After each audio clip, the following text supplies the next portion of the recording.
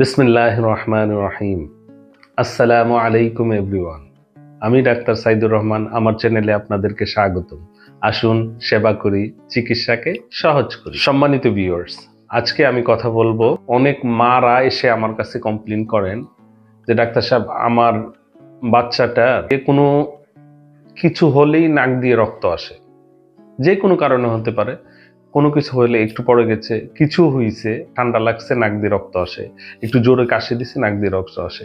তাদের জন্য আমি একটা সিঙ্গেল বাইকমিক মেডিসিনের কথা বলবো। সেই মেডিসিনটা যদি আপনার বাচ্চাকে খাওয়ান, তাহলে এই নাক দিয়ে যে রক্ত আসার প্রবণতাটা সেটা সেরে যাবে ইনশাল্লাহ।